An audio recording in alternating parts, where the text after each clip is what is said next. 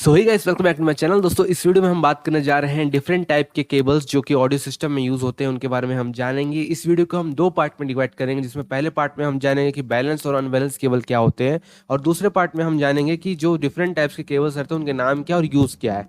तो चलिए दोस्तों, वीडियो शुरू करते हैं।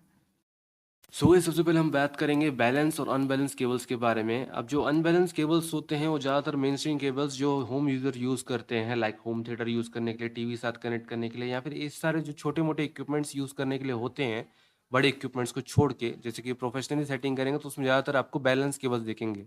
बट होम यूज़र्स जो घर में जो छोटे मोटे सिस्टम यूज़ करते हैं, छोटा टीवी होगा या फिर कोई एलसीडी टीवी होगा, उसके साथ छोटा मोटा होम थिएटर कनेक्ट करेंगे, वो सारे अनबैलेंस केबल्स होते हैं, क्योंकि इसमें एक कंडक्टर होता है और एक ग्राउंड होता है, जिसकी वजह से नॉइज़ कैंसलेशन इसमें पॉसिबल नहीं होता है। और इनका जो लेंथ रहता है 6 फीट से कम रहता है।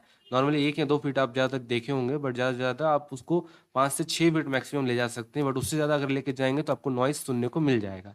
इसलिए अनबैलेंस केबल को हम प्रोफेशनली यूज़ नहीं करते हैं, क्योंकि इसमें डिस्टॉर्शन बहुत ज़्यादा आता है, इलेक्ट्रिकल इंटरफेरेंस बहुत ज़्यादा आ जाता है। क्योंकि आप बड़े इक्विपमेंट अगर मान लीजिए प्रोफेशनल सेटिंग कर रहे हैं, तो हो सकता है आपको काफ़ी लंबे लंबे लेंथ की आपके केबल्स की ज़रूरत पड़ेगी, और जितना ज़्यादा लंबा लेंथ रहेगा उतना ज़्यादा उसमें डिस्टॉर्शन आने का चांसेस रहता है, इसलिए वहाँ पे बैलेंस केबल यूज़ किए जाते हैं।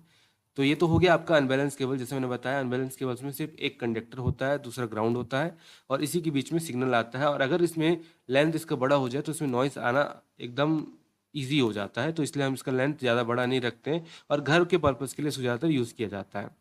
बात करते हैं बैलेंस केबल्स के बारे में। जो बैलेंस केबल रहता है वो स्पेशली डिज़ाइन किया जाता है ताकि एक्सटर्नल इंटरफेरेंस, जो भी इलेक्ट्रिकल इंटरफेरेंस रहते हैं, उसको अवॉइड कर सकें by adding additional conductor wire inside the cable. मतलब एक कंडक्टर एक्स्ट्रा इसमें ऐड कर दिया जाता है। डिफरेंस ये रहता है, अनबैलेंस केबल्स में एक आपका कंडक्टर रहता है और एक ग्राउंड रहता है, जबकि बैलेंस केबल्स में एक पेयर ऑफ कंडक्टर वायर रहता है, मतलब दो कंडक्टर वायर रहता है और एक ग्राउंड वायर रहता है।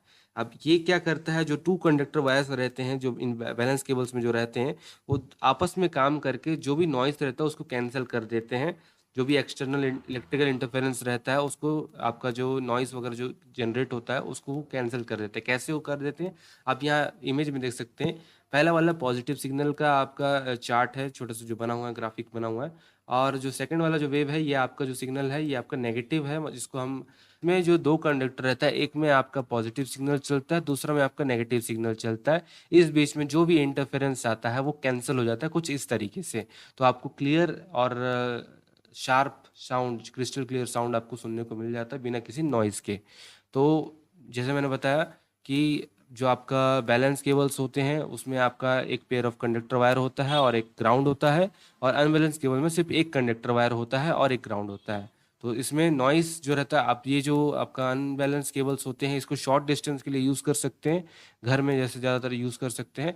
जबकि जो डॉज होते हैं, डॉज मतलब जो आपका म्यूज़िक प्रोडक्शन इक्विपमेंट्स होते हैं, या फिर आप ये समझ लीजिए जो साउंड सिस्टम होता है डीजेइंग वगैरह के लिए या फिर लाइव इवेंट के लिए, वो सब में ज़्यादातर बैलेंस केबल यूज़ करना प्रेफर करते हैं, क्योंकि उससे नॉइस कम आता है।